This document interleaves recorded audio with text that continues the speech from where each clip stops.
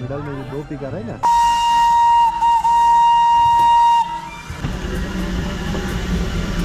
এই মুহূর্তে রয়েছি হ্যাপি ভ্যালি টি স্টেটে, টি গার্ডেনের সামনে।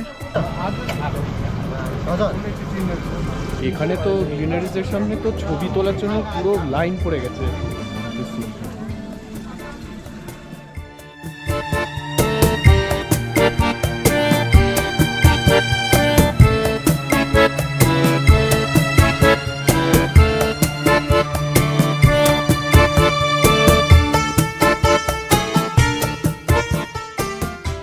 Hello, good morning from Darjeeling.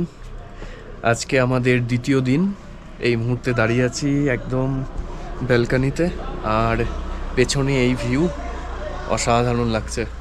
একদম সূর্যের আলোটা এসে ফার্স্ট পড়েছে, অসাধারণ ভিউ।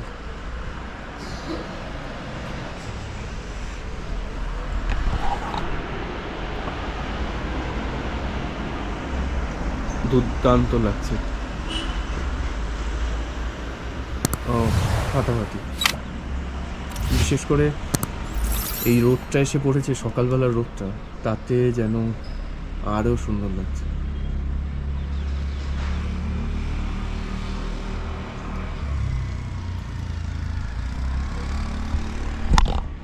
আজকে আমাদের এই দ্বিতীয় দিনে স্পেশাল হতে চলেছে বলতে, আমরা আজকে সাইট সিন করব।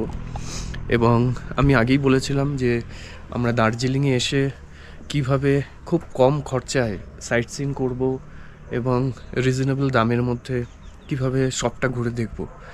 তো সেরকমই আজকে আমাদের দ্বিতীয় দিনের ব্লগ। আশা করি আমার প্রথম দিনের ব্লগটা আপনারা দেখেছেন। আমরা দার্জিলিং পৌঁছলাম এবং কোন হোটেলে স্টে করলাম সেই হোটেলের ডিটেলস সেই পার্ট 1-এর ভিডিওতে আমি তুলে ধরেছি আপনাদের সাথে। তাহলে এই পর্বে সাইট সিন ঘুরবো উইথ একদম রিজনেবল খরচার মধ্যে। তাহলে কিভাবে করছি সম্পূর্ণটা দেখার জন্য তো ভিডিও দেখতেই হবে, সঙ্গে থাকুন। আমরা হোটেলের এই রুফটপে এসেছি। এই রুফটপ থেকে তো অসাধারণ একটা ভিউ দেখা যাচ্ছে, আপনাদের সঙ্গে একটু শেয়ার করি। এই রইল রুফটপ ভিউ, পুরো দার্জিলিং শহরটাকে দেখা যাচ্ছে।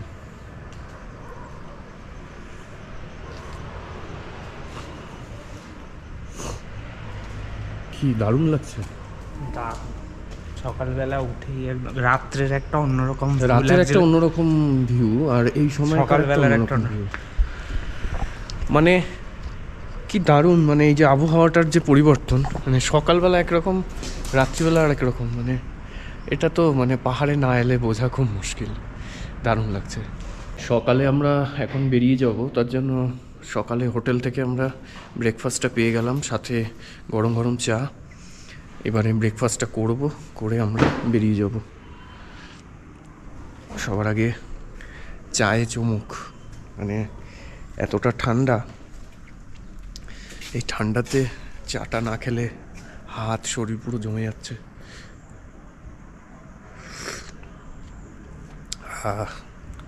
দারুণ।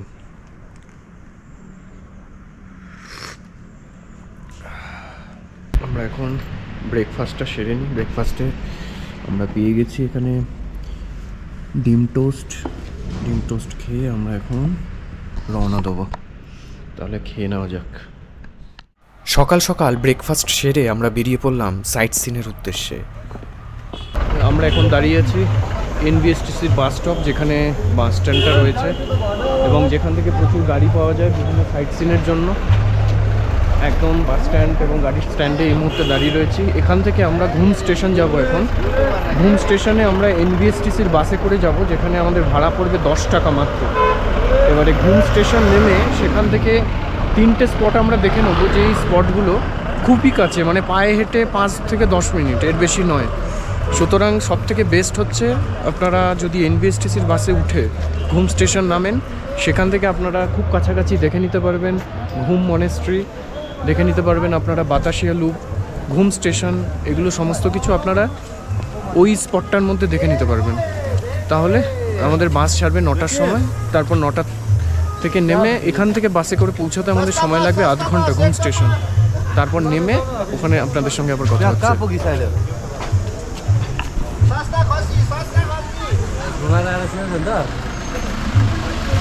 এনবিএসটিসির বাস স্ট্যান্ড থেকে আমরা বাস ধরে নামলাম আমাদের সাইট সিনের প্রথম স্টপেজ বাতাসিয়া লুপ। আমাদের ভাড়া পড়ল মাত্র 10 টাকা।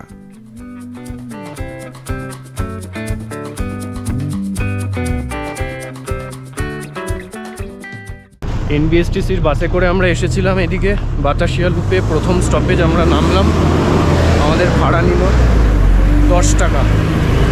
এবার আমরা বাতাসিয়া লুপে যাব। ওখানে বাতাসিয়া লুপের টিকিট আছে 50 টাকা করে। তো বাতাসিয়া লুপের টিকিট কেটে আমরা বাতাসিয়া লুপ ঢুকবো। সঙ্গে থাকুন, বাতাসিয়া লুপটা এক্সপ্লোর করি।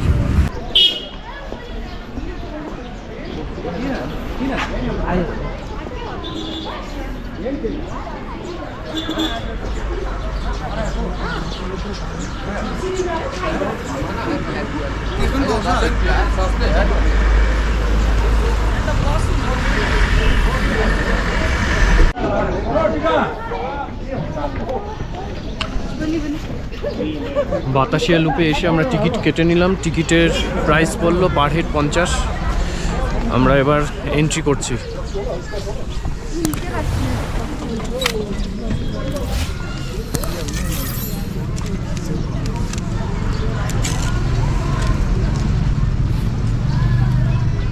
আমরা এন্ট্রি করলাম বাতাসিয়া লুপ।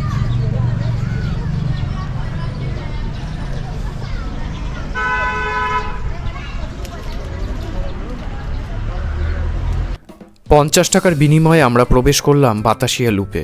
আর প্রথম ঝলকে কাঞ্চনজঙ্ঘার দর্শন ছিল অভূতপূর্ব।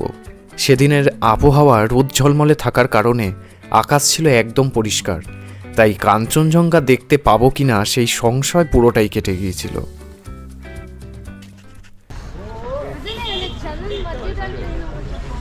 এখানে লোকাল ড্রেস পাওয়া যায়, লোকাল ড্রেস পরে ছবি তোলারও ব্যবস্থা রয়েছে। বাহ,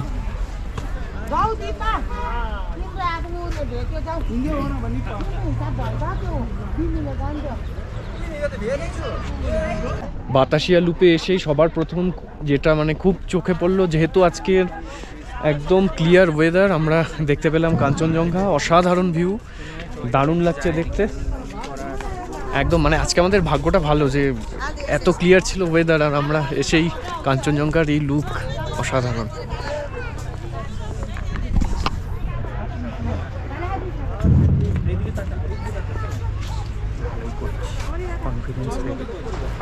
এখানে প্রচুর লোকাল মার্কেটস বসেছে বাতাসিয়া লুপের ভেতর, প্রচুর দোকানপাটও আছে। এখানে এই সকালবেলায় প্রচুর পর্যটক, বাহ, অনেকে তো ড্রেস পরে ছবি তুলতেও ব্যস্ত। এখানে কাঞ্চনজঙ্ঘার ভিউ আপনারা দেখতে পারেন, তার জন্য বাইনোকুলার রয়েছে। Per person per head 50 rupees. আপনারা এলে পরে এটা একবার ট্রাই করে দেখতে পারেন। আর এখানে তো সকাল সকাল প্রচুর মানুষজন উপস্থিত এবং প্রত্যেকে এখানকার লোকাল ড্রেস পরে ছবি তুলতে খুব ব্যস্ত।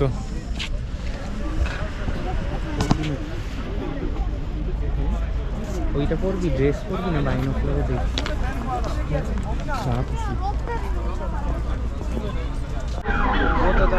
অনেক দূরে কাঞ্চনজঙ্ঘা দেখা যাচ্ছে, অসাধারণ ভিউ, পুরো ক্লিয়ার ওয়েদার যেহেতু, তার জন্য পুরো স্পষ্ট আমরা দেখতে পাচ্ছি।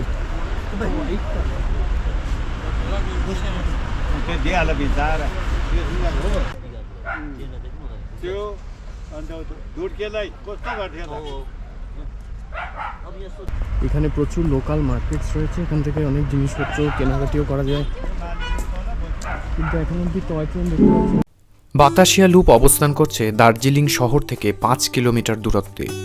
পর্যটকেরা এই জায়গাটিতে প্রধানত এসে থাকে কাঞ্চনজঙ্ঘার অপরূপ সৌন্দর্য দর্শন করতে, এবং এনজিপি থেকে যে টয় ট্রেন যাত্রা দার্জিলিং স্টেশন অবধি হয়ে থাকে, তার মধ্যে বাতাসিয়া লুপ একটি গুরুত্বপূর্ণ স্টেশন।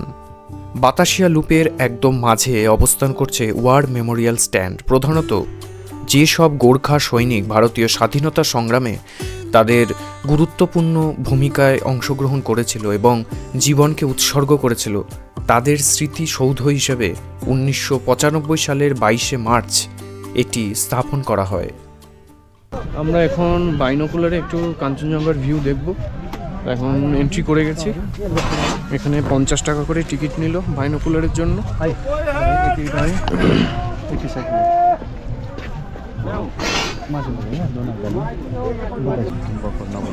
ये मिडल में जो दो पिकर है ना, इसको बोलता है काब्रू डोम, नॉर्थ काब्रू और साउथ काब्रू, ये नेपाल का है। ये 24,000 टेल है ना। और मेन कंचनजंगा बोलता है ये टॉप है ना, बड़ा वाला ट्रायंगल से ये 28,000 और इधर का ये वाला पांडिम बोलते हैं, ब्लैक एंड व्हाइट छोटा सा है ना। সামনেই আসছে টয় ট্রেন।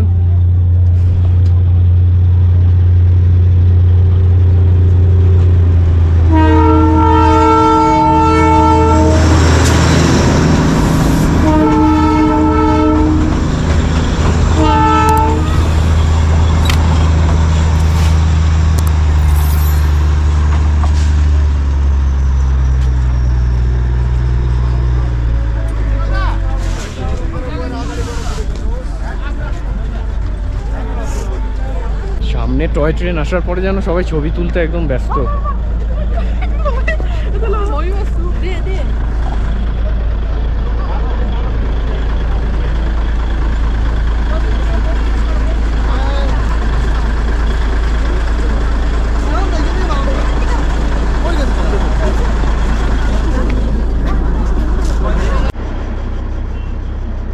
টয় ট্রেন আসার পরে সমস্ত মানুষজন একদম ছবি তোলায় ব্যস্ত।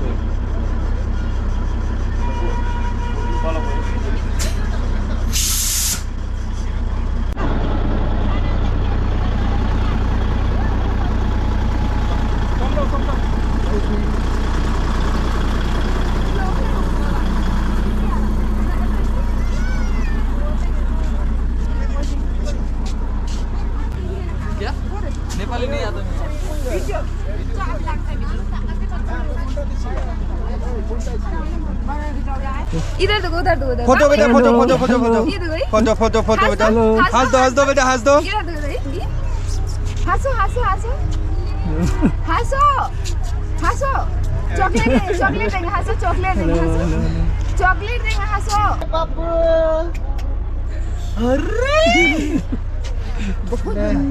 देखो मामा, मामा देखो, देखो मामा देखो। दांत दिखा दो तो दांत दिखा दो तो दांत दिखा दो। अच्छा तुम्हारा तीत कहाँ है? तीत कहाँ है बाबू? तीत कहाँ है? उधर घूम के हंसती, बहुत बदमाश है। तीत कहाँ है तुम्हारा? तीत দার্জিলিংয়ে এসেছি, এসে আইলাম দার্জিলিংয়ের সামনে একটি বাচ্চাকে দেখলাম, এত সুন্দর লাগছে দেখতে, সেজেছে, দারুণ লাগছে দেখতে।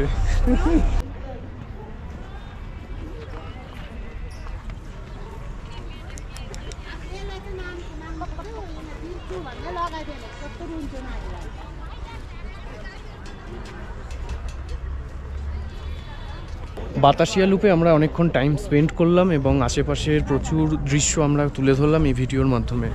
এবং আমরা বাতাসিয়া লুপ থেকে এবার বেরিয়ে আমার পরের ভিউ পয়েন্ট, অর্থাৎ পরের যে আকর্ষণীয় স্থান ঘুম স্টেশন আর ঘুম মনেস্ট্রি, সেই দুটো আমরা ভিজিট করব এখন।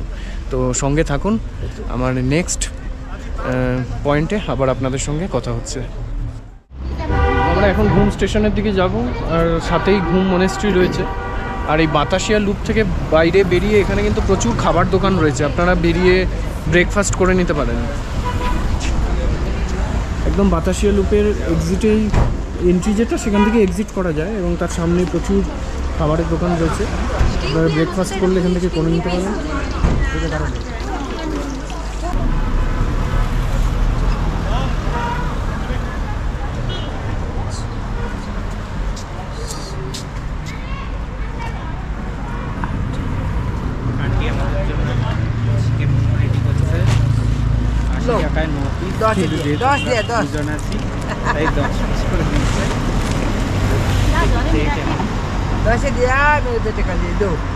Okay, thank you. 9 तो फिर नहीं होगा ना, तो आती है।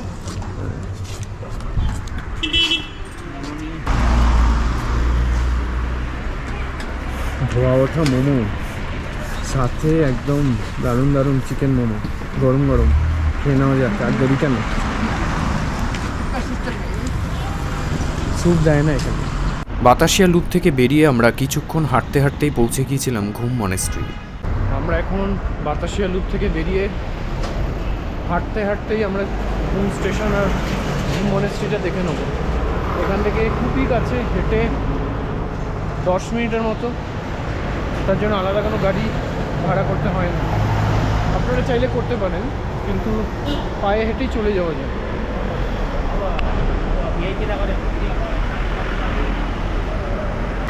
এই মুহূর্তে আমরা চলে এসেছি ঘুম মনেস্ট্রির একদম সামনে। ঘুম মনেস্ট্রি এটি অনেক পুরনো একটি মনেস্ট্রি। 1850 সালে একজন মঙ্গোলিয়ান মঙ্কের দ্বারা এই ঘুম মনেস্ট্রির এস্টাবলিশড হয়েছিল। তাহলে বুঝতেই পারছেন কত পুরনো। এখন এর ভেতরে যে বুদ্ধের মূর্তি রয়েছে সেটি প্রায় 15 ফিট হাইট। আসুন আমরা সেই বুদ্ধের মূর্তি দর্শন করে নিই।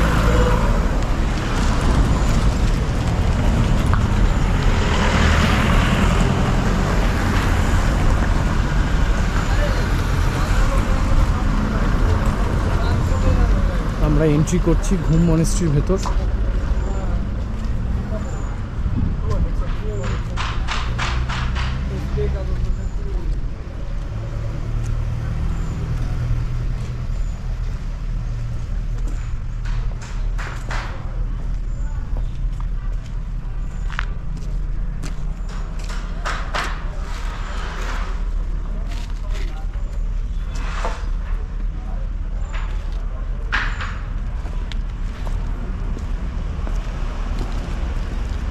আমরা একদম চলে এসেছি ঘুম মনেস্ট্রির একদম সামনে, এন্ট্রি গেটে। ভেতরটা এইরকম।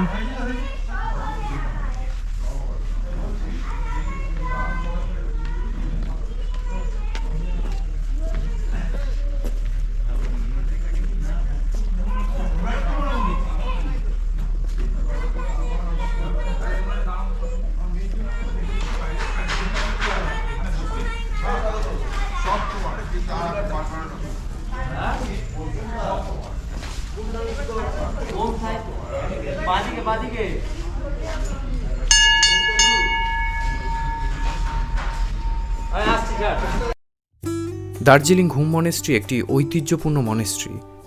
8000 ফিট উচ্চতায় অবস্থিত এই মনেস্ট্রিতে রয়েছে 15 ফুট উচ্চতা সম্পন্ন বুদ্ধের মূর্তি। 1850 সালে বিখ্যাত মঙ্গোলিয়ান মঙ্ক সোকপো শেরাব গেস্তো এই বৌদ্ধ মঠের প্রতিষ্ঠা করেন।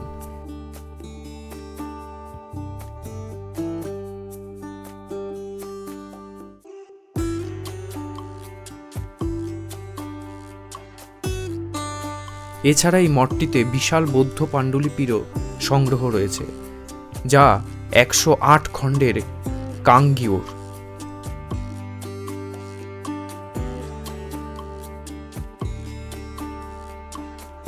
মঠের দেয়াল জুড়ে রয়েছে তিব্বতী স্থাপত্য শিল্পের এক অভিনব সংস্করণ।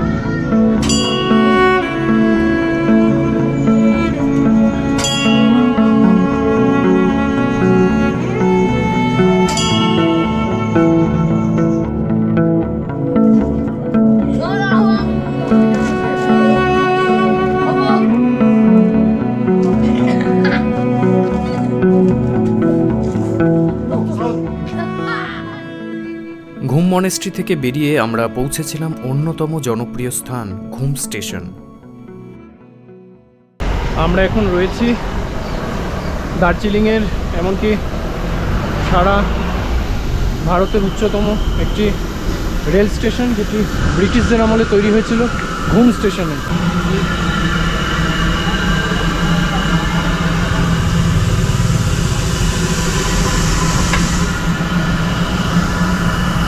আমরা ঘুম স্টেশনে এসে দেখতে পেয়ে গেছি কয়লায় চলা সেই আমাদের সেই পুরনো দিনের টয় ট্রেন, যেটি এই মুহূর্তে একদম সামনে রয়েছে।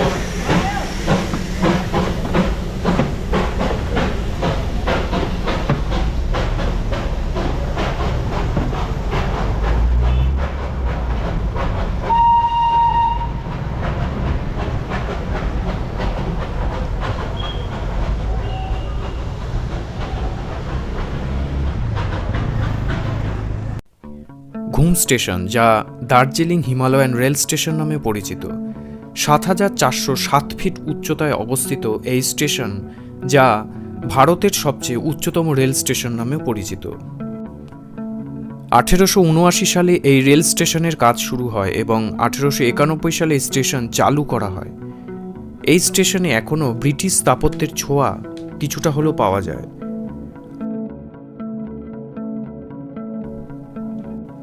1999 সালে এই Ghum station UNESCO world heritage site হিসেবে ঘোষণা করা হয়।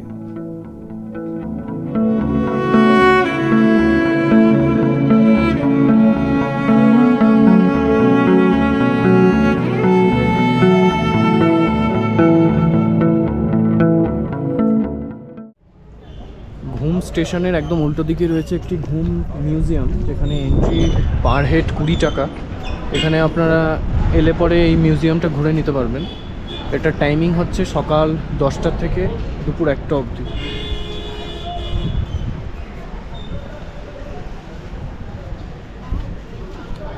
ভেতরে একটি লোকোমোটিভ রাখা রয়েছে, এছাড়া আরও কিছু কিছু জিনিস রয়েছে ভেতরে।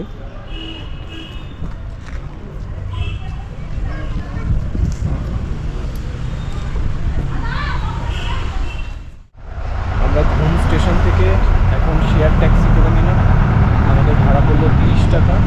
তাই শেয়ার ট্যাক্সি করে এখন চলে যাবো হচ্ছে এনবিএসটিসির বাস স্ট্যান্ড।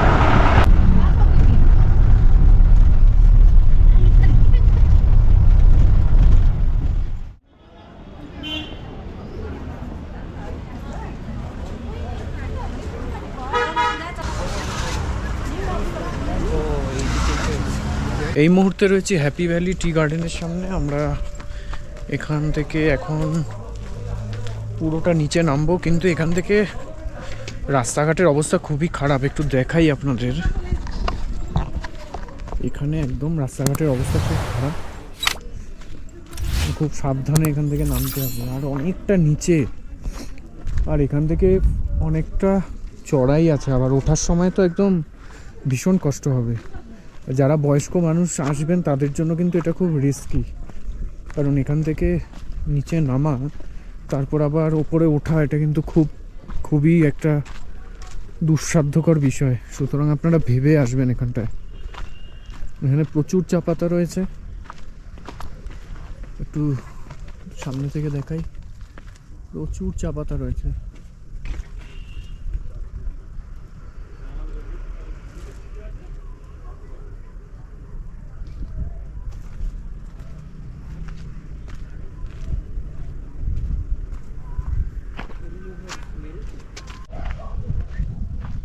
এইখানকার রাস্তা এতই খারাপ এবং এতটাই ঢালু, এবং কি অবস্থা, এখান থেকে নামাটা ভীষণ চাপের, মানে পা স্লিপ করলেই হয়ে গেল।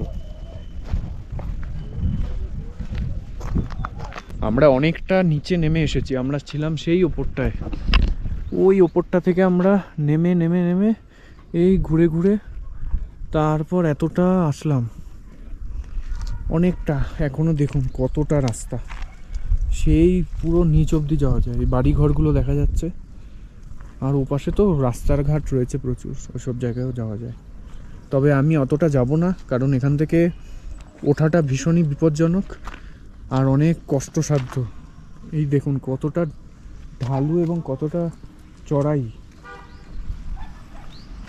1854 সালে এই হ্যাপি ভ্যালি টি স্টেটের প্রতিষ্ঠা হয় ওই সময়, এবং এখনও অবধি এই চা বাগানটি দার্জিলিং জেলার দ্বিতীয় সব থেকে পুরনো চা বাগান, এবং এখানে এখনও অবধি প্রায় প্রত্যেক দিন 1500 থেকে 2000 শ্রমিক এখানে কাজবাজ করেন।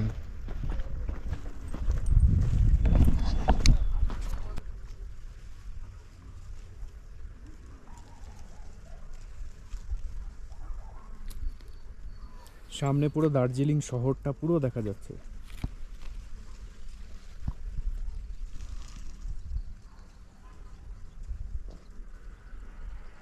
এবং সব চা, প্রত্যেকটা চা পাতা এখানে রয়েছে।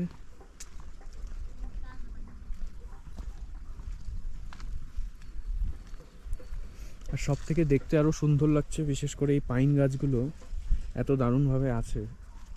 আরো মানে পাহাড়ের এই যে দৃশ্য, এই দৃশ্যটাকে আরো মনোমুগ্ধকর করে তুলছে এই পাইন গাছগুলো। হ্যাপি ভ্যালি টি গার্ডেন থেকে আমরা বেরিয়ে পড়ছি। অনেকটা ওপরে যেতে হবে, নামতে তো কষ্ট নেই, উঠতেই কষ্ট। ভিডিওগুলো ভালো লেগে থাকলে অবশ্যই সাবস্ক্রাইব করে দেবেন। এতটা কষ্ট করে ভিডিও বানানোটা তাহলে সার্থক হবে। দেখুন রাস্তাটা দেখাই কতটা, এখান থেকে যেতে হচ্ছে। আমরা ওই নিচ অব্দি গেছিলাম, ওখান থেকে একটু একটু করে উঠতে উঠতে তারপর দাঁড়িয়ে দাঁড়িয়ে রেস্ট নিতে নিতে এতটা আসলাম। ওরে বাবা কি অবস্থা, বললামই তো, নামতে যতটা ভালো লাগছে উঠতে ততটাই কষ্ট। আর বড্ড না অল্প ঢালু হলেও ঠিক ছিল, কিন্তু এ তো অনেকটা ঢালু রাস্তা। অনেকটা। ফাইনালি আমরা মেন রোডে এসে পৌঁছলাম। বাপরে বাপ, এখানকার মানুষজন কিভাবে পাহাড়ে ওঠানামা করে এটা তো ভাবলেই তো কেমন অস্বস্তি হচ্ছে। এই প্রথম দার্জিলিং এসে ঘামছি, এতটা নিচে আর এতটা রোদ বেরিয়েছে এখন বহুত। গুড ইভিনিং বন্ধুরা, আমরা এখন দাঁড়িয়ে আছি আমাদের হোটেলের ব্যালকনিতে, এবং এই মুহূর্তে সূর্য পুরো প্রায় ডুবে গেছে, এবং সেই ভিউটা তো দুর্দান্ত লাগছে, আমি আপনাদের সঙ্গে শেয়ার করব। আগে শেয়ার করি, দেখুন বেশ সুন্দর লাগছে, সূর্য ডুবে গেছে, তারপর পাহাড়ের এই অপূর্ব দৃশ্য অসাধারণ, দারুণ লাগছে।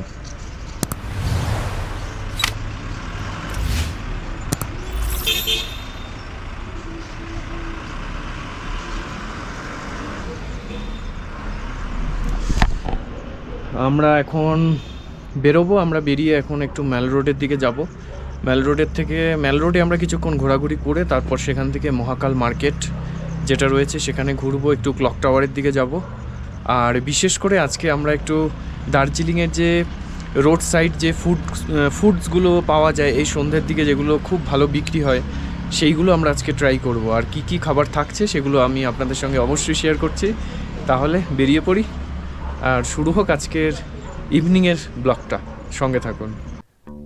সন্ধেবেলা আমরা পৌঁছে গিয়েছিলাম দার্জিলিং ম্যাল রোডে। আর সেদিনের তাপমাত্রা এতটাই ঠান্ডা ছিল যে গরম চা হাতে নেওয়া মাত্রই কিছুক্ষণের মধ্যেই যেন বরফ জল।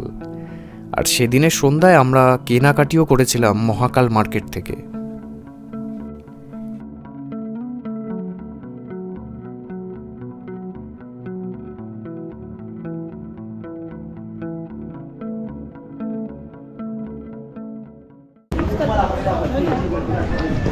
আমরা এখন দার্জিলিং মার্কেটে ঘোরাঘুরি করছি। এই সময় প্রচুর ভিড় মানুষের, মানে এতটা মানুষের গ্যাদারিং এই জায়গাটায়, সব সময় ভিড়। দেখুন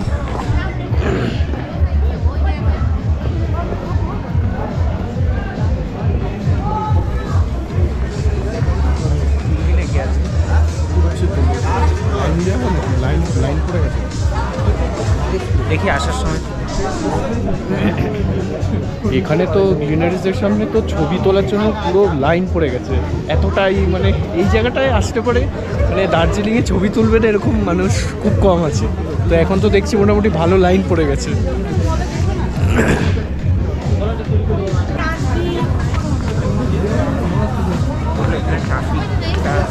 এখন আমরা এসেছি দার্জিলিংয়ের যে ক্লক টাওয়ারটা, সেই ক্লক টাওয়ারের সামনে। এই জায়গাটার ভিউটা অপূর্ব।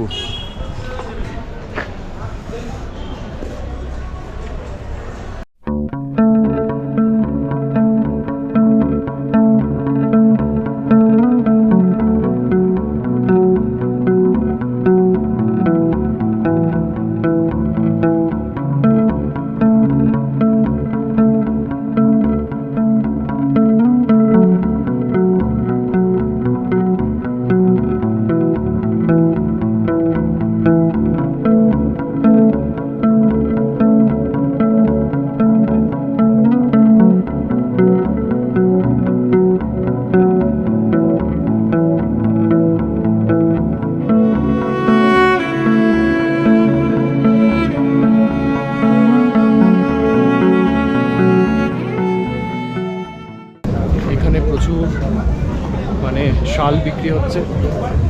তো সৌভিক শাল কিনলো। কত নিল তোর শাল? 200 টাকা করে নিয়েছে। ভালো, আমাদের কলকাতায় যে পরিমাণ ঠান্ডা পড়ে সেই অনুপাতে শালগুলো ঠিকঠাক। এখানে ঠান্ডাটায় পরা যাবে না, কারণ এখানে মারাত্মক ঠান্ডা লাগে।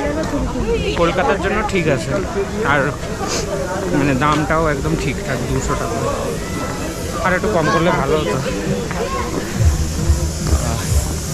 এখন প্রায় মার্কেট বন্ধই হয়ে গেছে।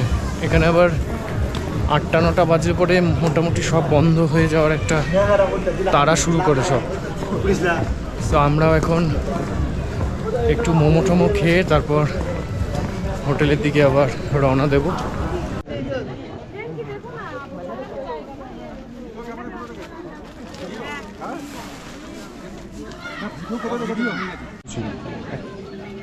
ভেজি খাই,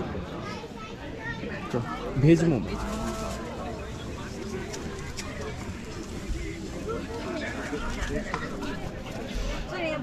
আমরা এখানের একটি মার্কেটে, আমরা মহাকাল মার্কেটের একটি স্টল থেকে ভেজ মোমো খেয়ে নিচ্ছি, এবং বেশ গরম গরম ভেজ মোমো। 50 রুপিস নিল, 8 পিস দিচ্ছে ভেজ মোমো। আর চিকেন মোমো নিল 8 পিস, 70 রুপিস।